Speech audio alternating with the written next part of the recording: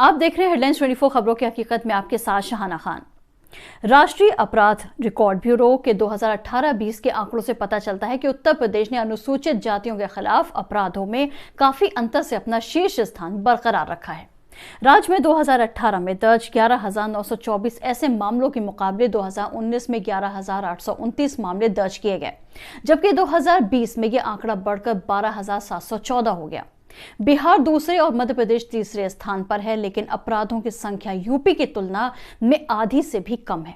दलितों के खिलाफ बढ़ते अपराध और दलित के खिलाफ अत्याचार उत्तर प्रदेश में होने वाले विधानसभा चुनाव का मुद्दा नहीं है।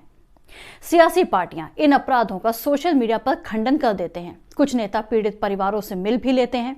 यहां तक कि दलितों की पार्टी समझे जाने वाली बहुजन समाज पार्टी के राष्ट्रीय अध्यक्ष मायावती भी केवल ट्वीट से अपना विरोध प्रकट करती हैं।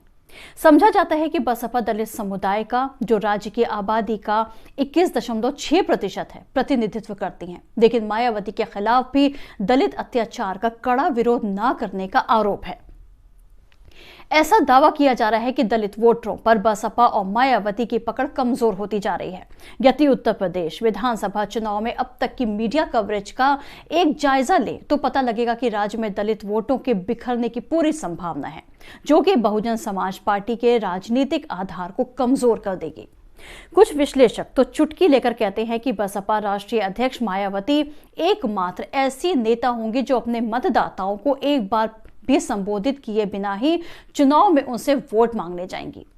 विश्लेषकों का दावा है कि आगामी विधानसभा चुनाव में दलित वोटों का बंटवारा हो जाएगा और बसपा दलित वोट को समाजवादी पार्टी और भारतीय जनता पार्टी के साथ साझा करने पर मजबूर होगी। कुछ विश्लेषकों ने यह भी कहा है कि दलित नेता चंद्रशेखर आजाद की आजाद समाज पार्टी को भी दलित वोट मिलेंगे। बसपा प्रत्याशी ब्रजपाल सिंह के खेमे से आवाज आ रही है कि उनकी पार्टी दलित सशक्तिकरण चाहती है।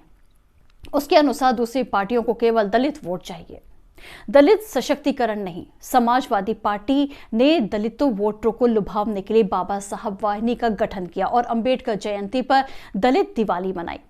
अखिलेश यादव ने बसपा से निकाले गए नेताओं के लिए अपने दरवाजे खोल दिए और विभिन्न उपजातियों के गैर जाटव दलित नेताओं को जोर शोर से लुभाने का काम किया। सपा छोटी जाति आधारित पार्टियों के साथ गठबंधन करके और जाति और सामुदायिक सम्मेलनों का आयोजन करके यूपी में दलितों और सबसे पिछड़ी जातियों को जोड़ने के लिए अपने सामाजिक गठबंधन का विस्तार करने की कोशिश कर रही है।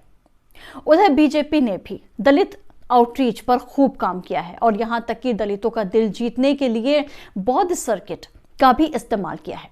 भाजपा पासी, कोरी और धोबी जैसी जातियों पर ध्यान केंद्रित कर रही है। 3 दशक के लिए वनवास के बाद उत्तर प्रदेश में सत्ता के लिए नए सिरे से काम करने वाली कांग्रेस पार्टी भी दलितों पर ध्यान केंद्रित कर रही है। प्रियंका गांधी और राहुल गांधी अक्सर अत्याचार से पीड़ित यूपी के दलित परिवारों के जख्मों पर मरहम लगाते हुए नजर आते हैं।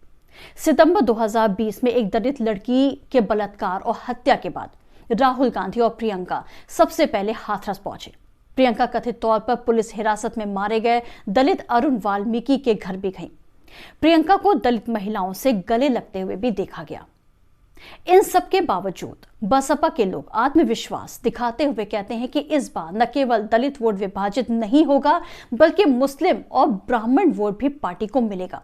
जैसे कि ब्रजपाल सिंह कहते हैं कि इस बार हमें दलित बहुमत वोट तो मिलेगा ही, साथ ही गैर दलित वोट भी मिलेंगे, मुस्लिम और ब्राह्मण वोट भी मिलेंगे।